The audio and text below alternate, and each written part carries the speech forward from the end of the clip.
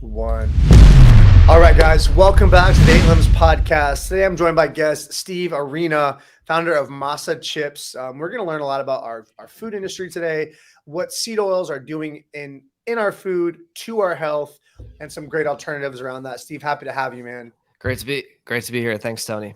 Yeah. So right off the bat, let's get a quick. So the guys that don't know who you are, let's talk about the brand that you're working with or Masa that you put together and what Yeah, that is.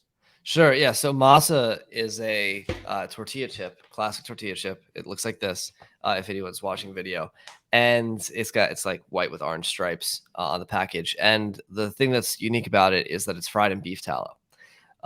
Every tortilla chip, in fact, most chips and most snacks in general are made with seed oils, also known as vegetable oils, also known as cooking oil. And Moss chips are fried in beef tallow. And that's important because seed oils, vegetable oils are basically, they're terrible for you. They're modern food. They were invented in the Industrial Revolution. They've only been around for like 100 years, yet they're everywhere. Before that, though, everything was fried in beef tallow. Like if you go to Belgium and eat the French fries there, where they invented French fries, they're famous the world over because they taste so good from the beef tallow, and because it's a more traditional food. It's much more natural. It's unprocessed. It's way healthier. So you really get the best of both here. It tastes better and it's healthier for you. So yeah, we make Masa chips. We started in July of last year, and we've been just pushing it as much as fast as we can since then. That's amazing. It's kind of cool because that's something that I had looked for so hard. So last year I did Mark Sisson's Keto Reset. I uh followed his book and I did the keto for down to a T. And when I got off of keto and introduced carbohydrates again, I've been really I was very keen to avoid keto as much as possible. yeah. And it became a huge frustration for me where I would spend so long in the grocery store and everything has There's nothing. cereals. Things that doesn't make sense to not have it would have it. And so my girlfriend would know about that. And so for us, like we would just and like we love to make nachos. That's kind of like one of the things. Like I'll chop up chicken, throw it on some tortilla chips, and it's really hard to find stuff. So once in a while you can find some with avocado oil, Yeah. but those are like inconsistent and rare. So Yeah. I love the idea of it. And yes, like seed oils, let's talk a little bit about them. Sure. And you can correct me if I'm wrong in this, but we talk about, I live in a beach. I live here in St. Petersburg, Florida. We live in a beach town. So I'm like 2 minutes from the beach, and The sun. it's a very shirtless city in the Sun City. And we talk about this all the time, is that it's so rare anymore to see someone that doesn't have a large gut. Like I talk about it a lot. I'm like, hey, Yeah. your stomach says a lot about you as a human being. Yeah. And it says a lot about you as far as what amount of discipline you have. So this doesn't mean you're not a successful person if you've got a gut. However, it does mean that you're losing discipline somewhere. Mhm. But would you contribute the amount of seed oils people ingest to the bloating and the distended abdomen? Yeah, for sure. I mean, it's not just one cause, right? Like the general bloating and inflammation and like that gut, there's so many factors. There's like the fat inside, like, in between your intestines, like gets pretty big. Yeah. Then the fat over your entire stomach, like that grows in volume. So that makes you fat. But also it's like the inflammation.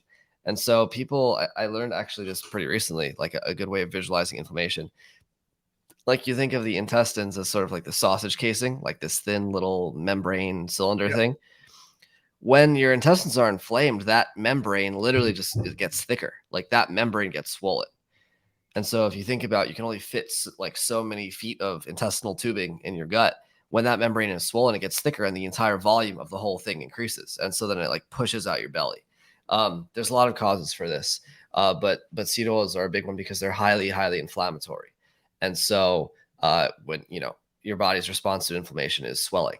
And so that occurs in your gut, and it's noticeable, with the belly sticking out. But inflammation also occurs elsewhere in the body too, and is noticeable in different ways. For example, in your skin, inflammation will often show up as like sunburn, especially if you're in the sun. And so that's, people like to talk about the seed oil, sunscreen, sunburn connection. So that's where you get that. And Yeah, then, I talk about that a lot myself. So let's go into that for a minute because yeah, sure. I'm open-minded. I'm 38 years old and I do not wear sunscreen, and I have almost Nice. never worn sunscreen. And I will go on a 12-hour day on a boat shirtless all day, and I will rarely get a sunburn. Once in a while, I might have a little bit of a pain Yeah. the day of, but it's gone the next day. And I learned a lot when I read one of Laird Hamilton's book called Life Writer. Do you know who Mm, Laird Hamilton is? that sounds really He familiar, was a but really famous big wave surfer. He okay, pioneered the sport of surfing huge waves. Very okay, holistic. He was one of the early pioneers of grounding, being barefoot all the time, ice bathing, and eliminating toxic foods from the diet. He was on this wow, in like the 80s, but he that's was in cool. Hawaii, and so he became kind of big. He was on Rogan's podcast a few times, and he wrote a book called Life Writer. He made a connection. He's like sunburns happen because of the diet you eat and the sun Mhm, triggering it. If you have a clean diet, you won't sunburn. And that's if you cool. do have the type of skin that has low melanin in it, you need to be covering your skin, not covering it with chemicals. Cover it with Yeah, fabric. absolutely. This episode of the Eight Limbs Podcast gets brought to you by Newtopia. Newtopia is an amazing nootropic solution for any entrepreneurs or high producers out there that are looking for a solution besides the traditional Adderall or Alpha Brain. Newtopia is a fully customizable box with 12 different compounds. I have personally been taking this for years. I have my entire team taking this as well, and it is an absolute game changer. There's some days you want to be social. There's some days you want to lock in and get focused data entry work, and Newtopia has a solution for you on any day. Use code Salazar to save 10% off. Give me Yeah, your I had thoughts. no idea that this guy existed. This sounds like exactly what I tweet about on a daily basis. I've Check him out. never, Laird. It's yeah, Laird. He has a brand as well. He sells like a coffee creamer, oh, that's cool. but I need to get in he's touch with very this guy. knowledgeable, very holistic. Yeah. That's cool. Yeah, yeah. So, I mean, people think because it's obvious the sun's hot, right? You go out in the sun and then you get sunburn, which hurts. It's like a burn, it's hot. And then it's like very simple caveman logic connects you from sun to sunburn with like nothing in between. But like everything with the body, it's far more complicated than that. And if you want, like, one way to start thinking about it is like, wait a sec, what did humans do before sunscreen? We've been around for thousands of years, well, much longer than that, tens of thousands, hundreds of thousands of years, no sunscreen, very little clothing for much of that. And so then like, how did we not get skin cancer? How do we survive? Right? Like if the sun inherently gave us skin cancer and skin damage, like we would never have evolved out of the trees. We'd still be monkeys hiding in the shade, up Right. in the tree somewhere. So once you like start to think about it in this way, it's like, okay, well, what's changed? And then some people might say, okay, well, the ozone layer has like gotten worse, so the sun is stronger. But like that's not true, actually. Like the ozone layer has recovered, I think, to within 8% of where it was before like they banned CFCs, which are like the chemical that depleted the ozone layer. It's not the ozone layer. Like it's not the time, right? If you spend time in the sun, it's like you spend an hour in like a day. These people back in history were spending like the full day out in the sun, right? That's very different. And so then it's like all that's really left is the food. And so then if you want to try to dig into this a little bit, the point of seed oils and why they're unhealthy is that they oxidize easily. Oxidation is like a chemical reaction where you basically take a molecule and then it breaks apart and turns into a molecule that's more reactive. When a molecule is reactive, it likes to react with other molecules. And so if those molecules are part of your cells and tissues, reacting with those molecules means they're going to get destroyed and damaged. And so if you have this oxidation happening in the seed oils, which is, we eat 20% of our calories are from seed oils, that oxidation is happening in seed oils and the seed oils are in you, then the byproduct of that is your cells are getting damaged. And oxidation occurs, like it's accelerated by three things, like light, heat, and oxygen. And your body's full of oxygen. Your body's 98.6 degrees. And when you have fat that's like in your skin, because that's, everyone's got subcutaneous fat like right below their skin, and you go out in the sun exposed to UV light, which is way more intense than normal light, that oxidation happens at a faster rate than it would have. And that oxidation causes the inflammation that we think of as sunburn.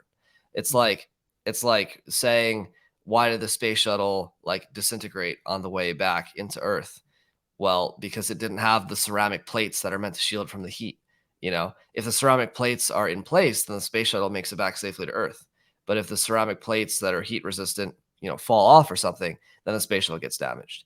It's not, re-entry that causes the problem. It's like the lack of adequate natural protection.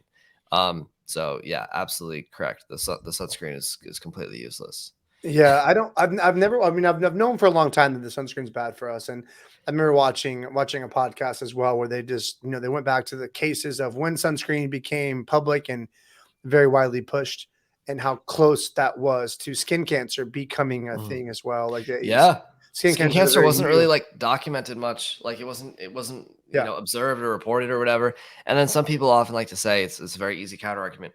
Oh, well, people are living longer now and we have better reporting. So, people were dying of skin cancer back in the day, but because like everyone died so early anyway, we were never able to actually Right. figure it out. So people always say that, but it's like, and then you sit there and you're like, huh, wait a second. But then, you realize, wait, skin cancer in children has increased. So like, and that's, you can't argue that children are supposed to be dead. And you can't argue that in 1950s children were dead. So like you have the same population to do the observations, but like skin cancer was not a thing in kids. And nowadays you have kids with skin cancer. Like how does that happen? Right. Clearly it can't just be from the sun, because if anything, we've had less sun exposure over time because of, indoor office buildings and schools and less playing outside and video games and all these things. People and kids in particular are exposed to less of the sun as time has gone on. So how could skin cancer increase if we're exposed to the sun less? Like how could those two things be related? And Yeah. they're not. No, agreed. I mean, our food is definitely contributing to a ton of problems, and it's so obvious. It's something that I wish I had a little bit more, like nowadays, I feel like if you're a seeker and you're determined to get answers, you're going to find answers. And Mhm. if you're a man and you say, hey, you're a woman, hey, I want to be healthier. And you actually mean that, you're going to start to tune in to different channels. You're going to follow different people on social media. Mhm. You're going to start to hear different things. So I feel like if most people want to set out to live fully optimally and healthy, they will.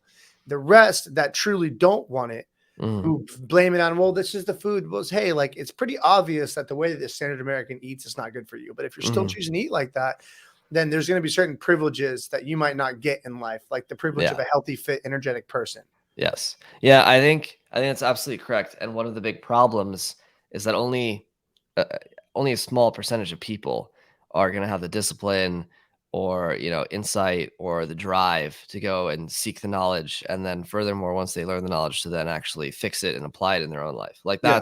that's like Yeah. what, top 5% Yeah, well, that's why you get to willpower. live better in a lot of Yeah. ways. That's why we get to live better. And my girlfriend said something today that was so. I was taking a shower in the bathroom, and she was out in the other part of the bathroom talking to me. And she said something she was talking to a friend about, and I agree. And she was telling her friend, like, her friend was talking about discipline. I have discipline. I go to the gym every day. Mhm. And she goes, the difference is you like going to the gym. Mhm. So that's not where you're using your discipline. If the gym is an enjoyable thing and it's a pulling force and you love to be there, Yeah. that's not called discipline. That's called you have a hobby. She Right. goes, the part that would require discipline is what you're eating. That's the part you're letting slip. That's why you don't have the results you want. Yeah. And I was like, that is so well said. It's like if you enjoy it, it's not discipline anymore. It's enjoyment. It's fun. Yeah. But when you don't enjoy it, that's where discipline comes in. You're like, well, this is hard, but I'm still going to do it. Yeah, it's funny. Okay, you mentioned a great word, enjoyment, right? If it's enjoyable, then it's not discipline. It's Mhm. easy because you enjoy it. Yeah. And so I think this is perhaps the biggest problem affecting food in general, is that people don't enjoy healthy food, or at least they think they shouldn't enjoy healthy Right. food, Right. because the healthy foods that they've been taught are healthy are largely unenjoyable. You have this crazy thing that happened in the American food, right? So the invention of processed food and the chemicals and the pesticides and the seed oils and the processing and the additives and the whatever, all the junk that became everywhere, pervasive, ubiquitous. Like that was the only food available. So then, starting in the 80s and 90s, you had this sort of like reaction with the health foods, and so people were like, okay, chips are bad, French fries are bad, crackers are bad, cookies are bad, all this stuff that we eat, basically all of it's bad. So what do? We get rid of all of it. We get rid of the wheat, we get rid of the corn, we get rid of the potatoes, we get rid of the frying things, we get rid of the butter, we get rid of the, basically everything that tastes good. You get rid of that and replace it with what? Cardboard and chia seeds and kale and like flax seeds and like things that Yeah. taste terrible. And so that is like the trend of health food that we see. If you go into any, health food store today, that's like mostly what you see. Yeah. You see cardboard on the shelves. So now all of a sudden you have two options. If you're a normal American person trying to wrap your head around this, you can either go the junky route and eat stuff that you know is bad, but it tastes good. Or you can go be one of the weird health people at the health food store that smells like patchouli and eat the cardboard and chia seeds. I And agree, and so, it's funny you put that because that's kind of what people associate those people with, and that's the beauty of things like this channel where we can actually help educate people on what else is available. yeah, so like that, if those are the only two options, then yeah, no wonder why no one's going to be healthy. You'll have 5% of weirdos who go and choose the weird thing, and then you have 95% of everyone else who's like suffering because they have no other option. So what I think is the real cool insight and like basically the culmination of all the things I ever learned about health food or healthy food is that the actual healthy foods taste amazing. In Oh fact, yeah, they taste better than anything else, right? yeah, We know this nowadays because we're no longer scared of saturated fats. We're not scared of like natural sugars. We're not scared of it. We're not scared of food. We're not scared of steak, butter, baked potatoes, like French fries. You fry them in beef fat. Corn chips, you fry them in beef fat. Ice cream, you make it with raw milk and grass pasture raised milk and like organic maple syrup, right? It's delicious. So if the attitude you have toward food is that the healthy foods are delicious, then I think that's really the solution to the overall problem, because it means that people, because they enjoy it, don't have to exert discipline in order to have a healthy diet. And I think until we figure out a way to both promote that from like a knowledge standpoint and actually make that available in practice to people, then we're never going to actually solve the whole health problem. And that's why I yeah. started Masa It's Chips, it's getting the because food yeah, available. Yeah, yeah, it's like this is a perfect example of this, and I'll make sure I send this on Instagram later. My girlfriend posted a transformation video of herself. So we met mhm. about a year and a half ago, and she was eating a vegan diet Oh because boy, she was convinced by her friend group and all the girls that are of the age that vegan is the way. And so she, upon meeting me, was very quickly persuaded to stop eating that way. And I got her eating a very natural diet. So good she's eating a job. lot more steak. She's eating red meat. She's Nice. introduced cheeses. She introduced eggs back in. And she introduced all the things that would keep her satiated and full. But also, she was lifting at the time. Hmm. But also, she was getting rapid muscle gains because the protein source was so much better. Hmm. So she did this really cool, like we call it like her glow up video, where she when she first started working out, she did one of those like in a bikini, she just like turned around and you see her body. And a year later, upon eating these things, it is a 180 transformation. Wow. And you'll have to see it for yourself. Everyone's got different preferences, but she's about as aesthetic as a female can look as far as proportions, Yeah. waist ratio, glutes, the abs, like everything that I'd ever want in a partner for myself so quickly from just changing the diet, nothing else, not the fitness, because Yeah. the fitness was there. It was just changing the food sources. And the vegan diet is so high in carbohydrates and so high on seed oil products. That's the Seed problem. oils They'll and eat seeds, just seeds. in general, Well, all yeah, sorts of seed, right. seeds. They'll eat seeds, they'll eat the things. So when most people think about healthy food, it reminds me, there's a movie, we've seen the movie a long time ago called How to Lose a Guy in 10 Days. It was Matthew McConaughey. I don't think so. It's like a rom-com, but it's a funny Okay. movie where it's like she's being like a atrocious girlfriend, try to repel him, and he has to keep her because he's in a bet that he can keep a girlfriend, and she has to reject him because she's in a bet she can reject him. So it's like they don't know what they're doing, so he's not caving where most men would cave. But one of the things that she does is she goes into his guy's poker night, and instead of letting them have cigars and beers and pizza like they normally do, she makes them like cucumber sandwiches and like Oh boy. kale, like all the food Yeah. that and she's giving it to him.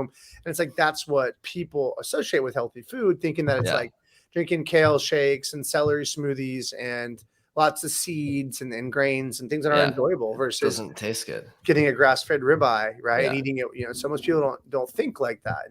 And nowadays it's you get guys like Liver King, which I want to hear your opinion on his content, that Yeah. has really been able to take a message and put it out in a very rapid rate, and people are starting to hear that. Yeah, yeah, it's I think this is sort of like final form of the health diet trends. Right? We've seen so many of these since like probably the 60s when these really started in the early days. You had vegans, you had vegetarians, and you had the Atkins diet, and then you have Yep. and then the keto, which is like the Keto. rebirth of the Atkins diet, then you have carnivore and you have Yep. gluten-free and you have all of these different things.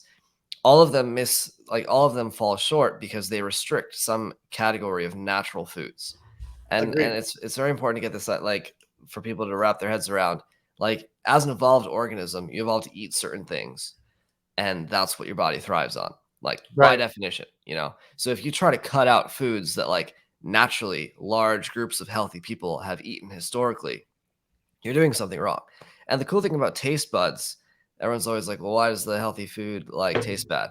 The thing about taste buds, like if you think of any animal, like your dog, your cat, whatever, the only reason it knows that a food is healthy for it is because it tastes good. That's it. That's all they have. But the reason why that's generally true 99% of the time is because they live in an environment where the only things they have access to are naturally occurring foods. When you only have access to naturally occurring foods, your taste buds Mm, evolved to give you the right data about whether they're good or not. The problem happened when we started getting letting the chemical engineers design food, and like create food in the lab that was like artificially designed to Yeah. hijack your taste buds without the health to back it up. But if you restrict yourself to only natural things, then your taste is a perfectly adequate like benchmark for what's healthy and what's not, and what tastes good, like ribeyes and baked potatoes, honey and like seasonal fruit, like that tastes like raw milk, the eggs, those things taste good, and those are healthy as we now know. And I think that's like the important final message that people like Liver King to an extent like talk about. Paul Saladino also to an extent talks about this. And most of the popular like sort of alternative health accounts today have a version of a diet that's somewhat like this, Yeah. where you I just agree. eat natural foods from a variety of sources. You want to And know I where think that's Paul where we're gonna stay. Saladino lost me at? I unfollowed him last year, and he Oh lost wow. me when he went on this. He went on an attack against mushrooms, and he was like, "Mushrooms are bullshit. There's no reason to eat mushrooms." And I was like, "You're taking it too far, bud. Like Yeah. that's where I'm gonna draw the line, just because I know that to not be the case." Mhm. And I'm like, "How can you cut something out like that, like mushrooms?" He's like, like, fruit's great and meat's great, but there are other things that you're missing if you don't eat things of that nature. So like For sure. mushroom superfood, huge superfood, and I don't know how he could, I don't know if he did it for the views or what it was, but there's Yeah. extremities. There's no need to go that extreme. I think that's the Yeah. whole point. And there's no need, Yeah. for instance, like that's what I love about Masa Chips, right? A lot of us grew up on chips and salsa, eating tortilla Mhm. chips, eating chips. That's a big part Nachos. of many food. Nachos is like one of my favorite lunch snacks. Yeah. Is nachos with chicken or steak on top. So it's a protein packed meal. I had that for And lunch today. very easy to make. So I'm looking so forward to putting some Masa chips out and trying them. But it's like you don't have to cut them out completely. But if you can get them without seed oils, Yeah. you're going to be so much better off. Yeah.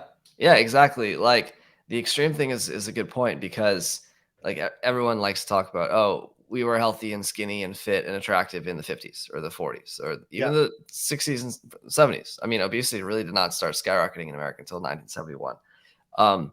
Everyone like looked great and was healthy before Yep. then. So why? Right? That's the thing that people need to think. Right. Did people in the 1950s like go to the gym 5 times a week? Did they, fast and have extreme diets? Did they do intermittent fasting? Did they like buy all sorts of supplements? Like, did they do basically any of the things that like the fitness health like biohacker types do today? Absolutely not. They were completely moderate and completely not extreme about everything that they did as it relates to like health and diet.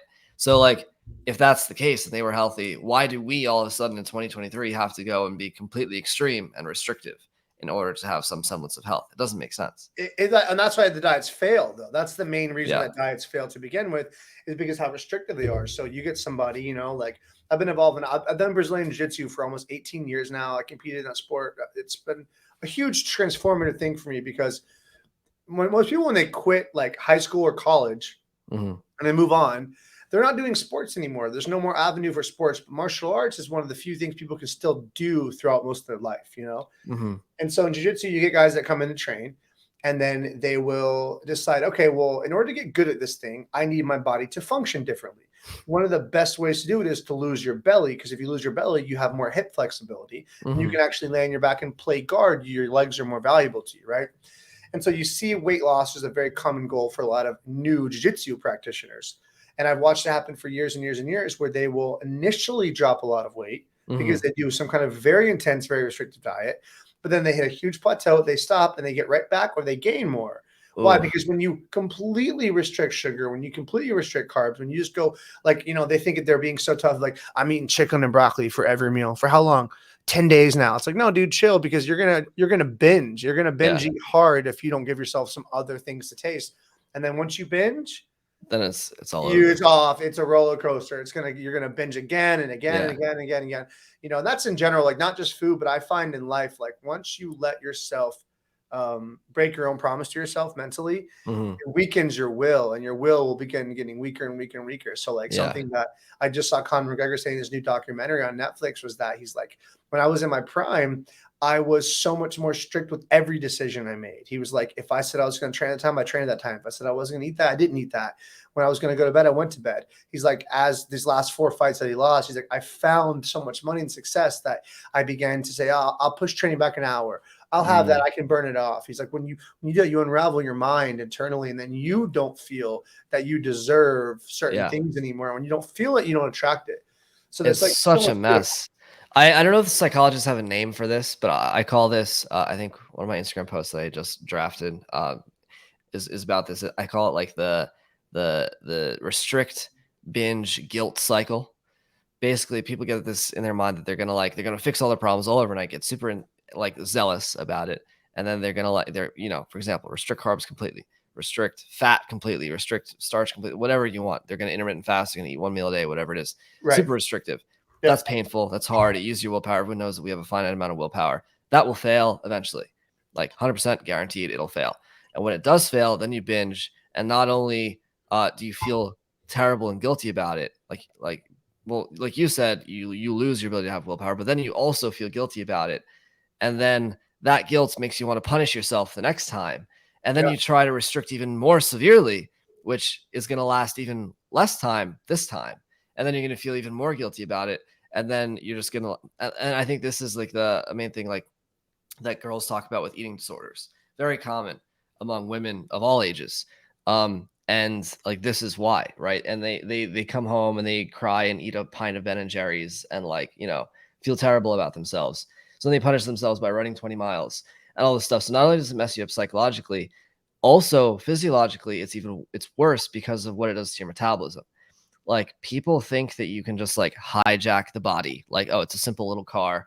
I'll put like less gas in the car or whatever. So then it'll like burn whatever gas is left in the car or something. Like that's kind of how people think about burning body fat or whatever. But like your body is way smarter than you and your like little half-baked attempts to outwit it. Like, you know what happens when you restrict like the fuel to your body? Your body figures out a way to use less of it. Cars can't do that. The car is going to go 20 miles a gallon, however much gas is in the tank. And then it'll run out of gas and then it'll stop. But your body, in order to not run out of gas, will increase its fuel economy, so to speak, so much that it's like, it's very hard to like actually like spend all that energy because your body thinks that like, hey, I'm out in the savannah. There's a famine. There's a drought. There's no food. We're gonna have to like walk like to get 20 miles over to like another country to like go find food or something, and it's gonna slow down the rate of calorie usage so that you have enough time alive to be able to feed it again. That's how metabolism works. Like That's amazing. Yeah, it's amazing. and that's a problem because then when you starve yourself, now your metabolism's low. What happens when you do the binge? Not only are you eating a lot of calories more than you needed in the first place, Now it's because holding your on to metabolism's so everything. low, it's way too much. It's Yeah. way too much. And then that's how you get fat. And like you said, Well, your the body people will who store everything. When you binge, your Yeah. body's gonna now it's like, hey, we haven't been eating much, but now we have a lot. Let's just store the shit out of all of it. Yeah, because it's like, oh, next year, now Might be me again. Yeah. it's like a dog. Like when you kick it, it doesn't know it's going to think you're going to kick it again. So now your body is like, oh, well, good. Now that we found food, but it's not permanent. What if there's a famine next year? It's expecting that. And so all the food that you eat, it's going to like accumulate and hold on to as much as possible. And it's very hard. It takes a long time to fix your metabolism to the point where you can get it to like readjust back to like a high level. Yeah, that's well said. Yeah. I do agree with that. I mean, I learned a ton about that just when I read Mark Sisson's book called The Keto Reset Bible. Have you heard of this? Yeah, for sure. Yeah.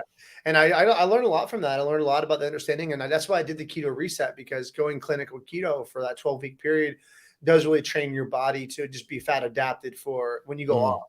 And so now it can be off, but I don't binge on carbs like I used to. Yeah. And if I eat them, my body knows how to process both. So I've maintained a 6-pack for 20 years, and that's something I do pride myself on. Yeah. I'll be in my 40s soon.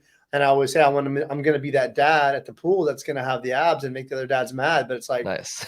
Once you get used to it, you're like, hey, I like this. And it's not all vanity. Being here at a beach town, a lot of people that work out for vanity. For me, it's just more like I've just learned how to fuel the body to be functional, but also in a place where I'm confident, And going back to what you said about the guilt, like I think that the energy with guilt transitions to a lot of things in your life. So if you feel guilty about something that you did or that you're doing, you have diminished your self-belief in yourself. And it's like that insane self-belief in oneself that gets you to take big action and do things. So if you know damn well that you're the type like, hey, I was going to ride 20 miles on the bike today, but I turned back at 14. You know that you did that. No one else has to know. If you're like, hey, I'm going to have 1 cookie, but I really ate 5 cookies. So when you know that about yourself, the way that you show up in life will reflect that. The actions that you take, you almost self-sabotage, You undermine your own self-confidence. Yeah. And like you don't it's not even like you need someone else. Like shame is different. Shame is from other Yeah. people, but guilt is just comes from yourself. Yeah. So Yeah. the food is like I would say that is probably everyone's biggest fitness weakness. I doubt it's the pain tolerance of the workout. I doubt and working out feels good. Once you do it a few times, it's fun, but it's the food that everyone has a Mhm. struggle with. So, what is it that led you to create Masa Chips? Yeah, that's a good question. I think so. I think the end of that question is like, well, what's the point of it? And I think the point of it is exactly this. Like, my goal with this is for people to be able to eat foods that feel good. You get dopamine, whatever, tastes good, delicious, and they don't have to feel guilty about themselves after. Yeah, well said. Like, that's like that's probably the biggest issue in health or in food or whatever. It's like that's like and the social cost to like hundreds of millions of people feeling guilty when they enjoy themselves with food is like a huge problem. So that's like the point. How I came to this realization, I think. So I had started our social media account on TikTok. I made a TikTok account called Really Tan Man in the summer of 2021 because I had lived in Florida for the previous 2 years. I was incredibly tan. I lived in Fort Lauderdale, um, and I was bored at. So I worked at Facebook. I was a software engineer, and like big tech people, when you work at those companies, you don't work very much. So I was working like 10 hours a week, and I was like bored. I know all this stuff about health from like years of research and study and all these things.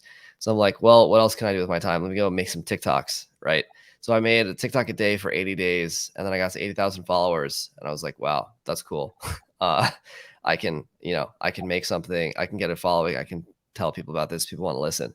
Um, and so it was great educating people about all these issues, the tanning, the seed oils, the metabolism stuff.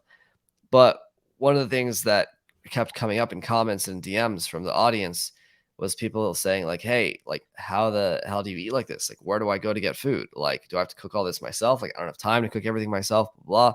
And then I realized that it wasn't merely about the knowledge. Like people don't suffer from lack of knowledge about what's healthy and what's not.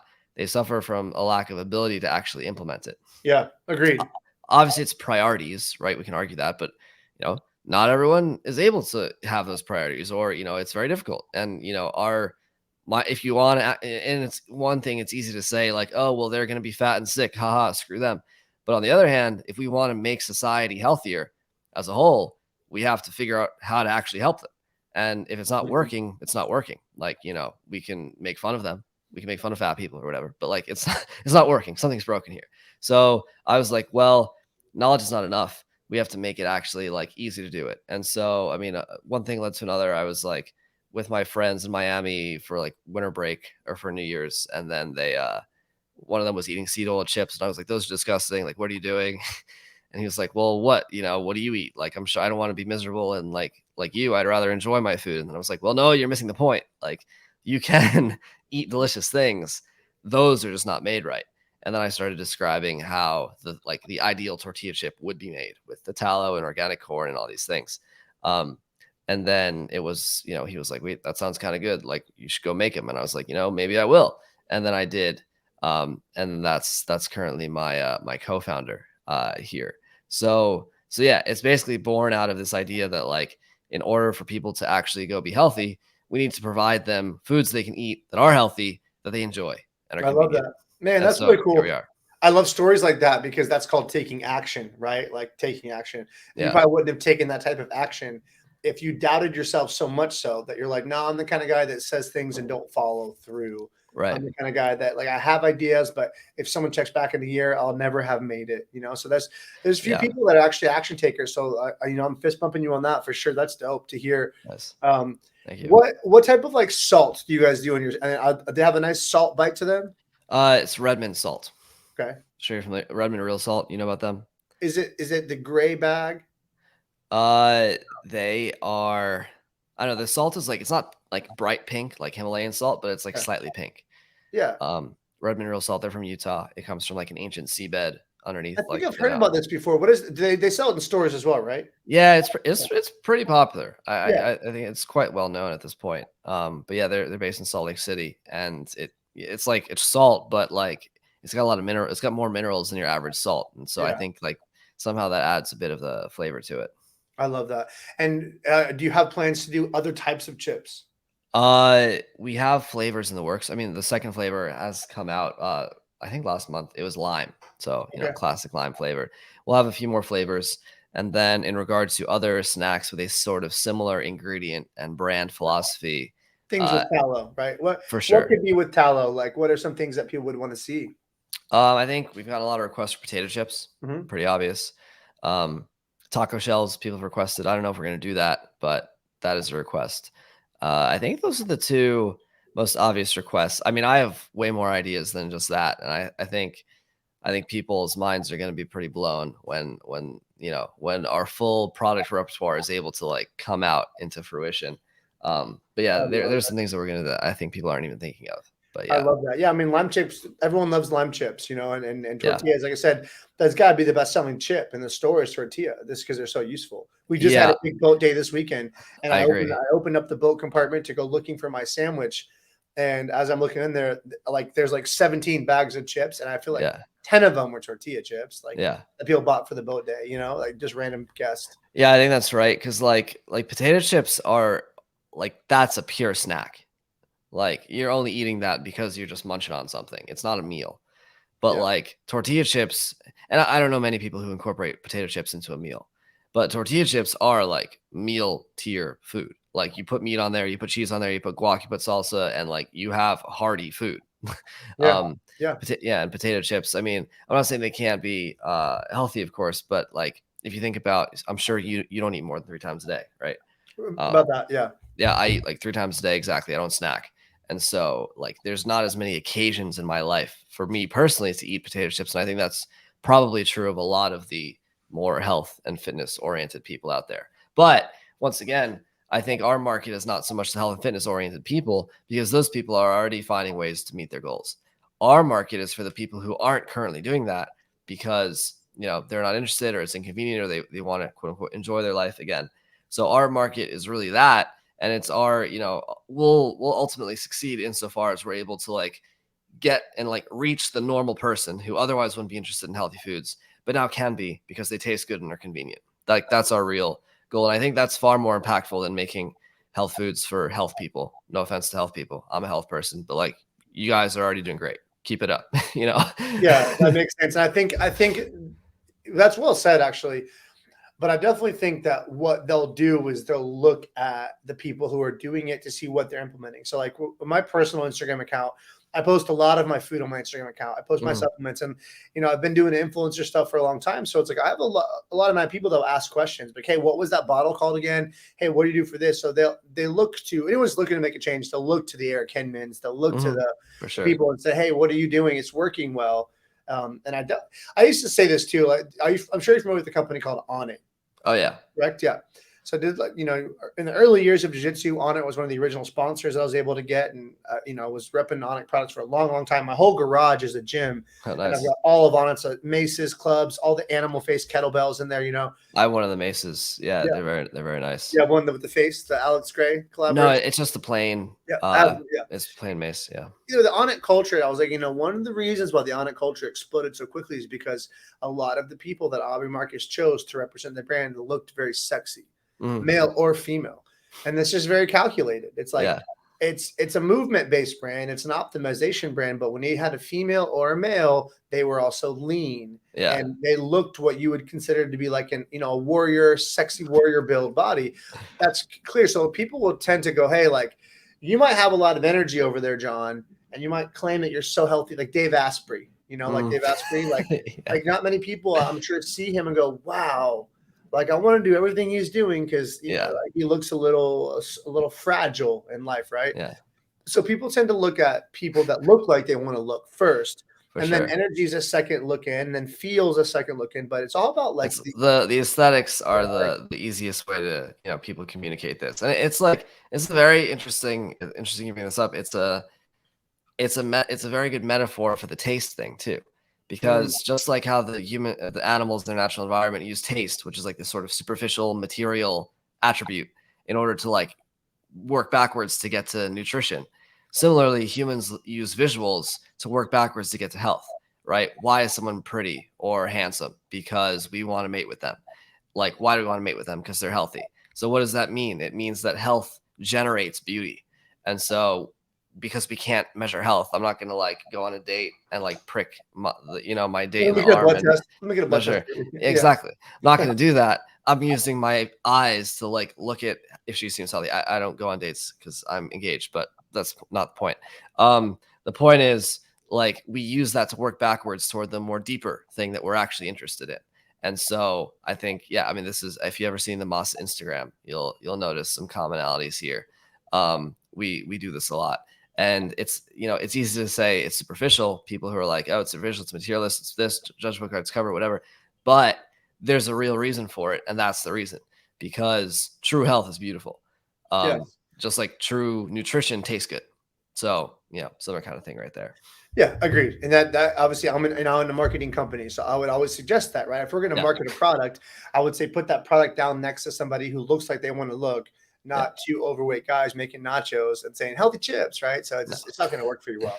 No. But there's truth to that, and it's not like the crash diet healthy is healthy, but you can see someone that's got a healthiness to their skin, to their tone, and really a lot of it's in their stomach inflammation. Yeah, it shows so clearly if you have a distended gut that just something's going on. Sometimes it could be autoimmune. It could be a lot deeper than just a direct diet related that takes time to treat. So I don't want to make people feel like don't be self-conscious to leave the house if you have a distended gut, but there is your body's way of telling you, hey, something's going on here.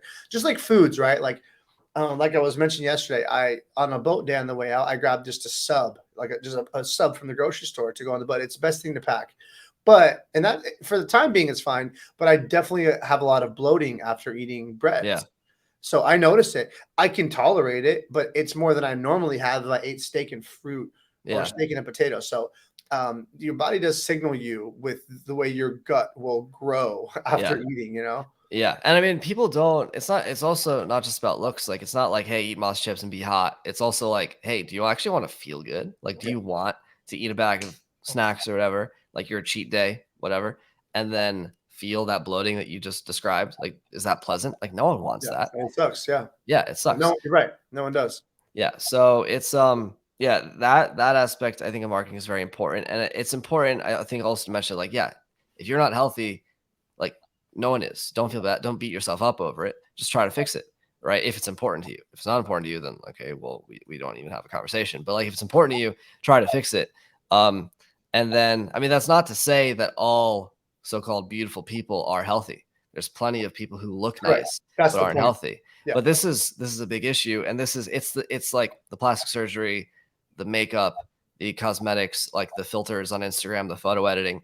This is like the attractiveness version of the chemical engineers developing recipes that taste good but aren't actually healthy. It's the same thing. It's like you're mimicking the good material indicator, whether it's like taste or beauty. You're mimicking it without like the fundamental thing to back it up. And that's like the very presence of that, like in society, is very, destructive, because then it confuses people and no one's able to know what's good or bad, or like what's healthy or what's not healthy, or what's actually, whether it's food or, someone's body or whatnot. We can't even tell anymore because of all this fake stuff. So yeah, that's another issue too, where it's like, okay, I don't look like some person on the cover of some magazine. Well, it's like, that's not a real person also. That you got to keep that in mind too. Right. Well, that was Liver King's biggest thing, right? When Liver King came out to be using a ton of steroids, it's like he was like, hey, buy my products because you'll look like me. Yeah. And then the whole time he's doing like something like I read it was like a $4,000 a week steroid cycle. I think it was like, it was a lot of money. And also the other thing too is that he doesn't eat organ pills. Like no one ever seems to pick up on that. Right? Like he eats a lot of organs. On vacation, he would do it. But I actually think that's very smart marketing. So I can see what he's doing there. He's doing it the way to make it look very unattractive. And I think most people would see it and go, hell no, I'm not doing that. Yeah, interesting. So they're like, God, I don't have it. Like when I watch him eat like a raw testicle or a table, I'm like, I don't really want to do that. Yeah. However, I'll definitely take it. Right. So yeah, but like you make it seem so hard and so hard. Yeah. So, no, that's a good point. That is that's a really interesting point. Yeah, but like at the same time, as the viewer of that, if you're pulled into that, it's inconsistent, because on the one hand, you're like, oh, that's too hard, I don't want to do it, I'll do the pills. But you're like, you have that goal because of how he looks, but he doesn't look that way because of the organ pills. Yeah. Like even if you believed it without the steroids, he looks that way because of the actual organs. Which it's like, so true. I think he would do it when I would see him on traveling, like on a Yeah. vacation. They would take the pills and be like, "Hey, this is a great way for us." But I think it was very well played. I know Yeah. he met with the PR team before he launched that character of Liver King, and it was calculated and thought out. And I can appreciate it in the marketing sense that Hmm. uh, very effective. When the virality was Very huge, the effective. followers, the Yeah. podcast connections. That guy's made over $100 million since he launched with all of his products. That's crazy. And That's a so it's lot. incredible to think about it because the worldwide, and then there's so many he's involved in. And I think you might have seen this, the way he did it with Paul Saladino. Do you know how the infrastructure of the companies? I've heard rumors, but I think I've heard different So reports. So he met. enlighten me. There's a convention called Paleo FX, which I'm sure you'll Yeah, probably go to, for right? sure. I've Your heard it. products, Yeah. and yeah, they met there. And so basically, Liver King was an entrepreneur at the time. Brian Johnson basically started purchasing farms that produced the grass-fed beef organs. Hmm. And so when Paul Saladino said, "Hey, I'm looking at starting a company. We might be competitors, but all's fair." And then he called in this. He said, "Hey, don't be a competitor. I'll be your supplier." So Liver King has the monopoly in the market. So they supply something like 17 other companies that are his direct competitors, but they're still buying from him. Wow. So all the same companies are just white labeling the same tried, Yeah. dehydrated beef All the organ. liver. I knew all the liver pills are all coming from the same set of farms in Yeah. New Zealand, but I did not know the And he Liver also King also in was there. Montana. But Okay. yeah, that's it. So it's interesting. I was like, and as a businessman, I'm like, that's very well played. I love that.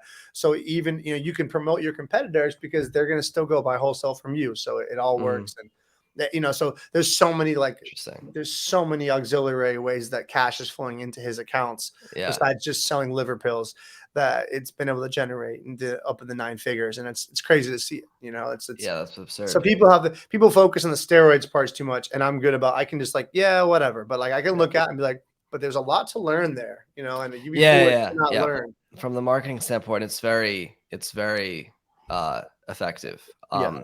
The caveman, like the modern caveman, is like a very strong identity that many people have successfully played into and will continue to. I think, Yeah. like as more and more males find themselves, full of soy and in what they would consider like a weak world, that character, like the same. I think it's similar to the Andrew Tate character. Yeah. It becomes very alluring. Um, yeah, that's not we have not chosen to brand Masa in this way, obviously. Yeah. Um, I love that. I but just it's talked about that today on Instagram. I was saying, and I like it. A lot of the stuff Educate says, however, I said a lot of you men need to be a lot more Joe Rogan and a lot less Andrew Tate. And that's funny. it's the truth of it because like when you think about who Rogan is and what he's built, I've never seen Rogan go into jail or getting locked up for accusations of trafficking or Yeah. like saying that he likes to spend his time on yachts with a bunch of women instead of with his family. It's Hmm. like I think Rogan's doing it better than almost anyone else I know as far as like the brand, the influence, making the world a better place, having a purpose-driven mission, and also being able to be there for your wife, for your kids, and be a dad and have that structure of the family. Yeah. Yeah. I think Andrew Tate seems sort of like just the 2023 version of Dan Bilzerian. I'm sure you remember Mhm. him. Of course, yeah, I yeah. don't know if he's still active or whatever. I haven't heard about much about him lately, but it's like it's the same character. I think people use the social media like Dan did it. I think he used it to build a brand, and then he launched his own brands, and then he's probably just fell off the face of the earth, still living the same life, but not posting it as much. Yeah, Maybe I mean, I just posting is hard work. I don't follow the content, so I don't know. Yeah, I'm big on like what I subscribe to my eyes seeing, right? Like I always yeah, tell people that like if you let your eyes see it, you're letting yourself visualize it. If you're visualizing, you're attracting it. So when you're seeing shit like thirst trap accounts with Instagram OnlyFans girls or terrible food, whatever you're looking at all mhm, day, you are letting inputs like the Neo from the Matrix, like that yeah, that cable. It's like that's being uploaded into your mind. And so mhm, like I learned that a couple of years back. I'm like, I need to be really, really strict on what I allow into my mind. So a yeah, lot of times I'll meet someone out in a social setting. We'll say hello. We'll exchange Instagrams. After 3 or 4 days of following their content, I'll just mute or unfollow. And muting then is the and then greatest. later we'll hear like, hey man, you unfollow me. I was like, hey, like the stuff you post not for me, man. I don't like what you like. We can still be cool in real life, but I'm not Yeah, really needing to see that. yeah, Like that's not what I think is good for my mind. So yeah. People, like, I think diet is like a great like food, great thing, but there's a lot of like metaphors there. Like you can take what you know about food and apply it to other things, and you can yeah, apply it to what you see or like the entertainment you consume. Right? We use that word consume in the same word in two separate areas because it's the same thing. Like if you consume unhealthy food, your body becomes unhealthy. If you consume Right. unhealthy media, your brain and soul Right. becomes unhealthy. And the same applies to music as well. Music perhaps even more so because like the human, like there's a very like sort of primal relationship humans have toward music. Even Mm, when it's dark, right, and we can't see, we can hear the sounds of the trees and the campfire crackling, and like the drum circle and the tribal whatever people banging bones against the leather skins or something. Music is very I don't know, it just short circuits your rational brain and just goes straight into your like lizard subconscious. And people listen to music all the time. They're at the mall, on the radio, they're at the club, they're at the bar, they're doing homework, they're listening to music, they're doing work, they're listening to music, they're at the gym, they're listening to music, like constant. And like a lot of the times people are not the ones in control of the music that they're listening to. But yeah. the person doing who is controlling the music is basically like hijacking whatever mental emotional state that the music embodies. Like that's hijacked directly into the person's psyche without them even being able to control it. So if you're walking around, like you can at least, if you're walking through New York City or the shopping mall, you can at least actively choose to not eat unhealthy food, but you can't choose to opt out of like unhealthy music. And so, yeah, I mean, that's really tough. This is why I don't go to a lot of places anymore Yeah. because it's Yeah, just it's, like you know, so bad. the stuff we're getting into now. Like, we got to say for a whole nother podcast. I want to keep this on topic, but yeah, you're talking about just letting the external world influence your mind and what the cause of it looks like. And this is a thing that I'm very heavily involved in the contemplation of, and also the discussion of. Hmm. Is just that, like we had I'll just dive into this real quick. We had a moment where, last year we launched another business, so we were very, very locked in and didn't take one weekend off for a year, and just Wow. stayed locked in. And I actually was very happy in that because it's very purpose driven. And I was like, hey, we had plenty of good Uber Eats delivery days and backyard cookouts, but we're here working, Hmm. and it felt good. We launched an online course, and it took a lot of work to produce it and get it out and sell it. So it's great and it's out now. But this year we're introducing social life again. So that my friends, some friends to this really high end party at like a gorgeous $4 million waterfront house, and we scheduled it. We went to it on Saturday. Well, of course, Saturday we meet another friend who's taking a yacht out on Sunday, and I agreed to go. And so we show up there yesterday, and we get on the boat, and as the boat leaves from the house and it starts departing to where it's going, instantly I realized it was a bad idea. The energy, the Mm. people, the booze, everything that was happening on the boat. I looked at my girlfriend and I was like, I'm sorry, like, and she's like, and she was kind of like, what are we doing here? And it was beautifully manifested. We have you read the book by Matthew McConaughey called Green Lights? No, I Or saw on yeah, Twitter like a Matthew he just McConaughey talks about how to thread. interpret everything in your life that's good, bad, or middle as a green light, and you learn how to Okay. do them. So, long story short, we're on this boat. We're like, what did we sign up for? We're going to be in this boat for 10 hours, and whatever.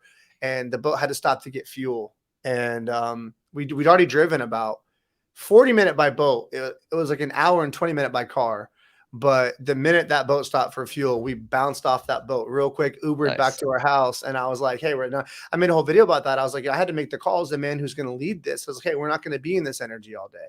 Like, Hmm. this is not what I want to be around. And we came home, took our dog, went for a long walk in the woods, grilled a huge porterhouse, had dinner, and wound down for the night.